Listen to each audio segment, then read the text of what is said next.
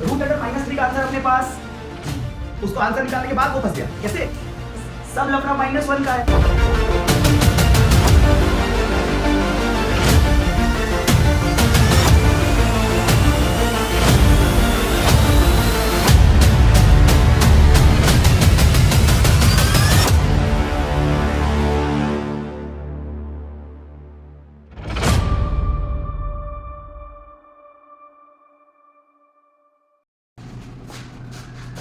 अच्छा सुना, आज को क्या पढ़ाएंगे?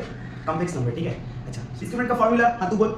b² - 4 तो उनको क्या लगा? उनको लगा यार ऐसा क्यों ना करें, x³ - 1 = 0 एंड हम लोग a - b मतलब a³ - b³ का फॉर्मूला हम लोग लगा सकते हैं, है ना,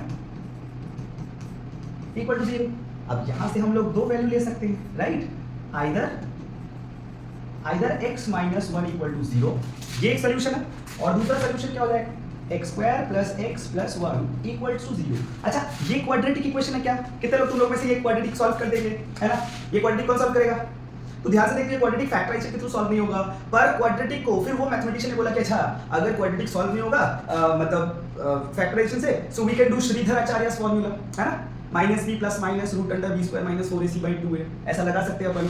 सो देख, अगर हम लोगों ने श्रीधर आचार्य का भी फॉर्मूला लगाया तो x = -1 ± √b² मतलब +1 का whole square -4 × 1 × 1, right, divided by 2a। 2a की जगह पे हम लोग क्या लिखेंगे? 2 × 1। अब यहाँ पे वो मैथमेटिशियन को थोड़ा सा संतुष्टि मिली। क्या संतुष्टि मिला? कि हाँ यार मुझे दो आंसर तो दिख रहा है। ये प्लस माइनस फॉर्मेट है ना, तू ध्यान से देख, तो इसे भी अपन दो आंसर में तोड़ सकते हैं। एक हो जाएगा आपका x = -1 प्लस √3/2 और दूसरा हो जाएगा x = -1 माइनस √3/2। वो उसके हिसाब का चीज मिल गया था। क्यों? क्योंकि उसने सोचा था कि सर x³ = 1 तो क्यूबिक इक्वेशन है, और क्यूबिक इक्वेशन का तो 3 आंसर होगा, तो सर ये रहा 3 आंसर। उसने आंसर निकालने के बाद फंस गया, उसको आंसर निकालने के बाद वो फंस गया। कैसे? कुछ तो गड़बड़ है इसमें। क्या गड़बड़ है? तो गड़बड़ है साहब, गड़बड़ है ये √3। वो बंदा सॉल्यूशन निकालने गया था x³ = 1 का, साथ में एक प्रॉब्लम लेके आया। अब वो प्रॉब्लम क्या था? √3। ये क्या होता है? तुम लोग ध्यान से देखो सबको यार, √3 का आंसर अपने पास नहीं है। अपने पास √3 का सॉल्यूशन नहीं है। क्यों? इन नंबरों में कुछ तो चीज कॉमन है। क्या कॉमन है?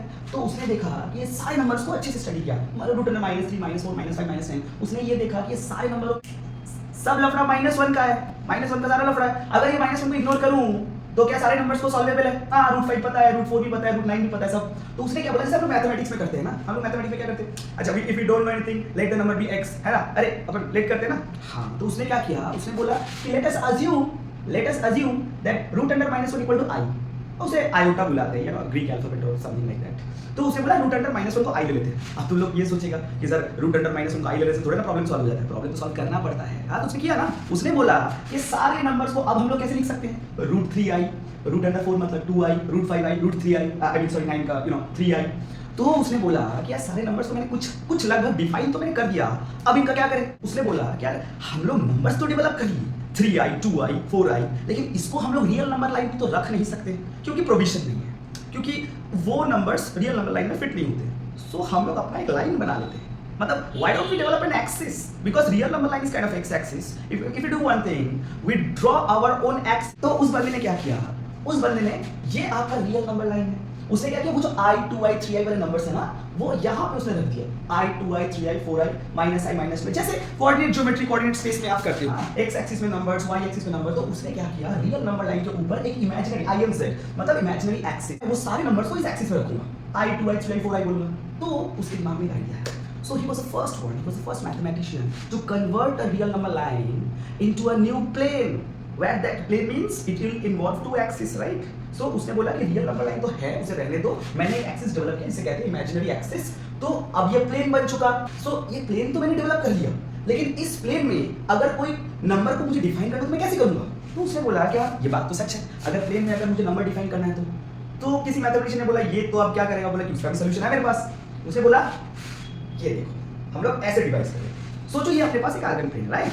तो ये अपना रियल डिवाइस किया हुआ इमेजिनरी एक्सिस। अब उसे बोला कि सपोज मुझे यहाँ पे कोऑर्डिनेट लेना है, तो हम लोग लिख सकते हैं ना 2 + 3i is just like coordinate geometry. सोचो, तो यहाँ पे कोऑर्डिनेट को क्या बोला गया, 2 + 3i, है ना? सो ये रियल पे 2, इमेजिनरी पार्ट पे 3i।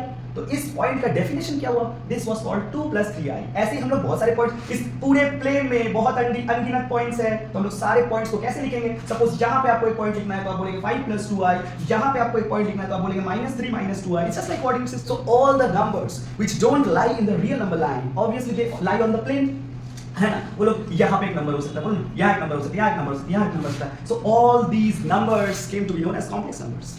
समझ आया क्या? All these numbers came to be known as complex numbers, and उन्होंने ये डिवाइस किया, so the complex number must be written in the form of z equals to a plus ib. This is the standard way of representation of a complex number, where a is what? It is a real part and b is what? It's an imaginary part of a complex number. आया समझ में?